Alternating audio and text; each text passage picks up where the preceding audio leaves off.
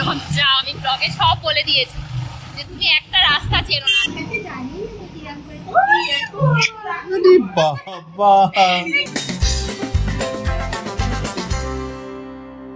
Hi guys, good morning, welcome back to my channel, welcome to a new blog.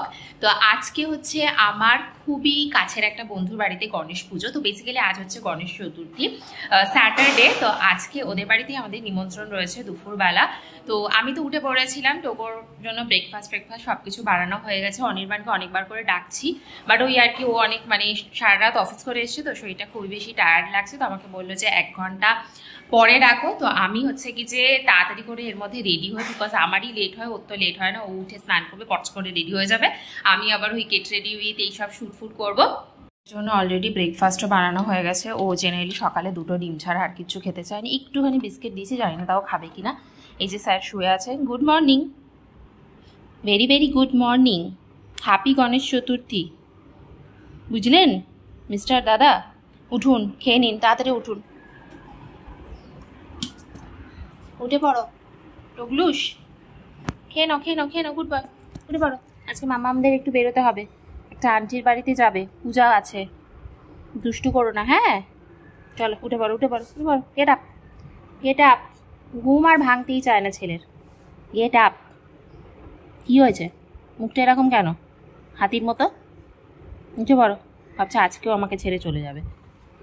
আমি যাব হচ্ছে কি যে স্নান করতে। আমার মোটামুটি বাইরের সবই কাজ হয়ে গেছে, এসে রেডি হব, কিন্তু আমি ওয়েট করছি দিদির জন্য, মানে আমার হাউস হেল্প দিদির জন্য। দিদি মোটামুটি 11টা নাগাদ আসে, 11টা 10-15 নাগাদ আসে। আজকে আমি আবার দিদিকে বলেছি যে দিদি তুমি একটুখানি আমার জন্য দুব্বো নিয়ে এসো আর একটু লাড্ডু নিয়ে এসো। তো আমি ভেবেছিলাম অনির্বাণ উঠে গেলে অনির্বাণকেই বলবো, বাট ও তো ঘুমের দেশে এতই টায়ার্ড অ্যাকচুয়ালি সারা সপ্তাহ অফিস করার পরে না স্যাটারডেটা অনেক বেশি শরীর খারাপ করে, আই আন্ডারস্ট্যান্ড। তো তাই জন্য আমি দিদিকে ফোন করে বলতেছি, এমনি আমি দিদিকে ফোন করে এটা ওটা আনতে বলি। তো সেটার জন্য ওয়েট করছি, দিদি এসে গেলে তারপরে স্নান করতে যাব।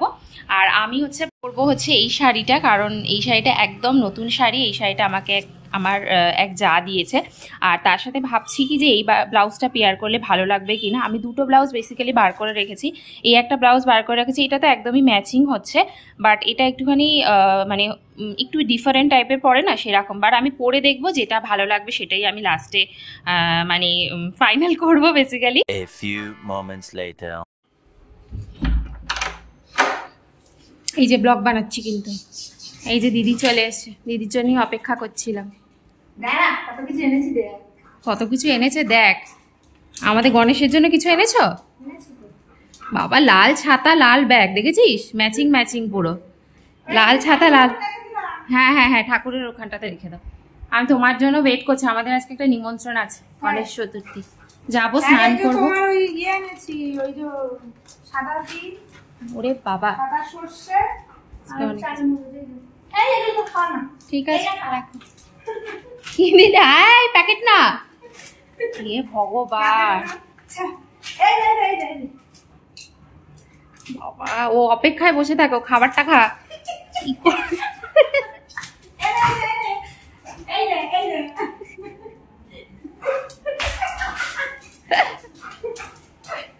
কখন এই খেলাধুলাটা হবে সেটার অপেক্ষায় থাকে সকাল থেকেও।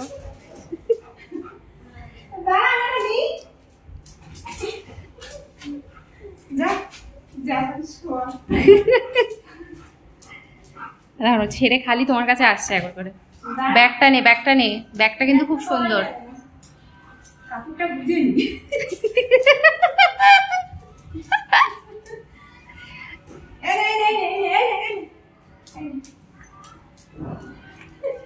ও তোমার থেকে বেশি চালাক।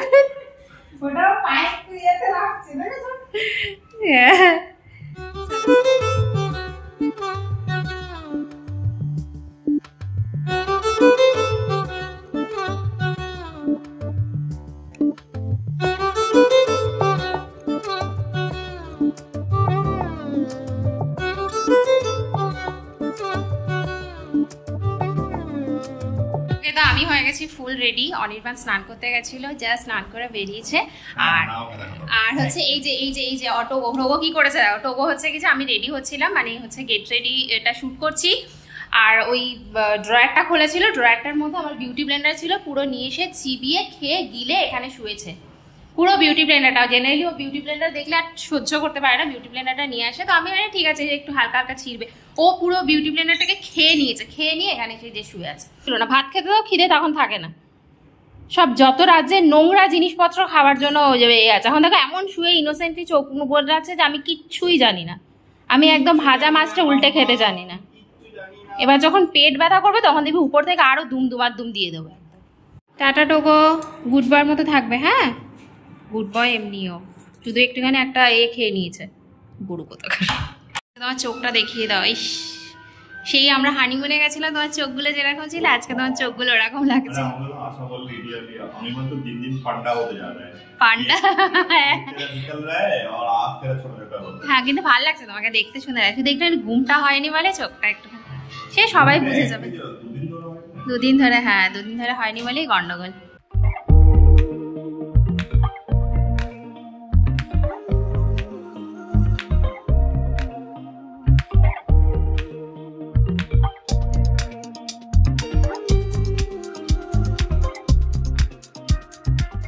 এখানে আমার মিসেস এদিক ওদিক বাইকের কাজ দেখে নিজের মেকআপ ঠিক করছে। মেকআপ না, পুরো ঘেটে হয়ে গেছে, এত গরম ঘেমে পুরো একদম চান হয়ে গেছে।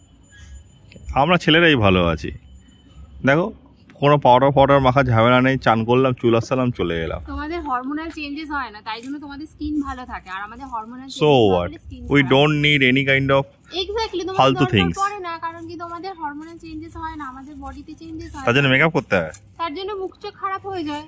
কেন খারাপ হয়ে যায়? কারণ আমাদের চলো থাকে না।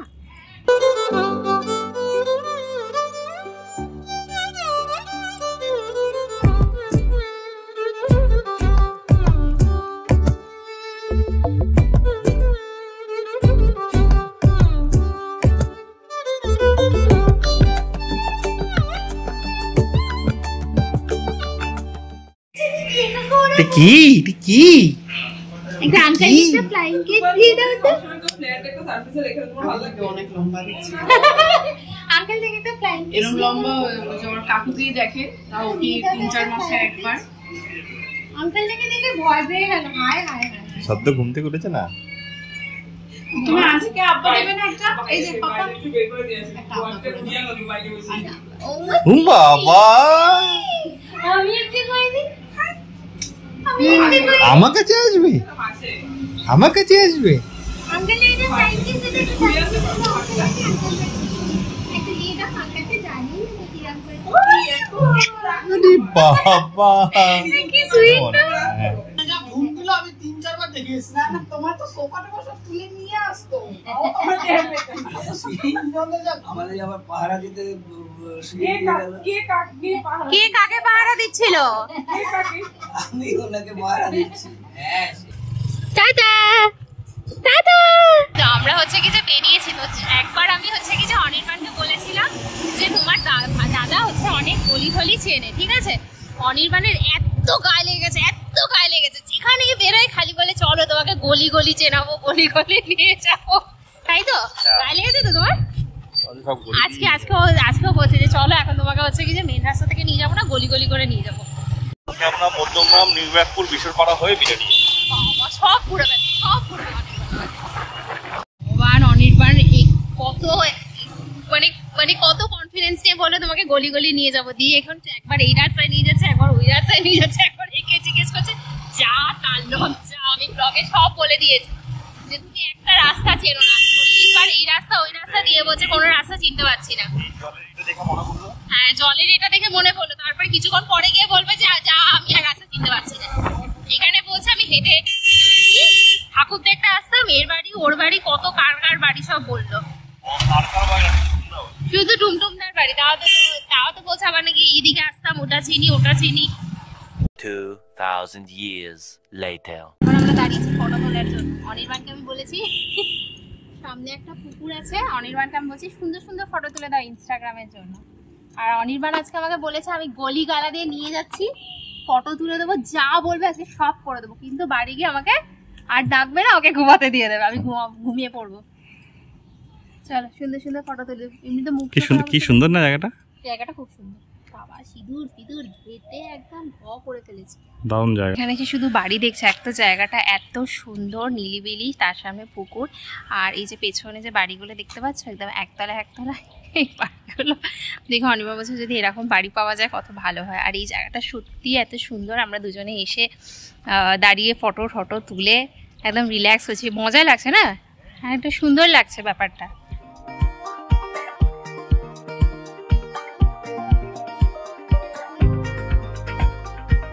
ওকে, তো বাড়ি আসা হয়ে গেছে, বাড়ি এসে জামা কাপড় ছেড়ে এখন টোকোকে খাওয়াবো। প্রথমে টোকোর খাবারটা বার করে রেখেছি, তারপরে টোকোকে হাঁটতে নিয়ে যাবো। অনির্বাণ একটু গেম খেলতে বসেছে, তার মাঝখানে আমি হচ্ছে কি যে একটা আমার ছোট্ট ব্র্যান্ডের শ্যুট রয়েছে সেটা শ্যুট করব। তো এই আর কি, এইসব করবো, এরপরে জাস্ট নর্মালি রেস্ট নেবো। আজকে সেরকম কিছু করবো না। তো চলো আজকে ব্লগটা আমি এখানে এন্ড করছি। আই হোপ তোমাদের ভালো লেগেছে। ভালো লাগলে do like, share and subscribe to my channel. দেখা হচ্ছে খুব তাড়াতাড়ি আবার একটা নতুন ভিডিওর সাথে। Till then by.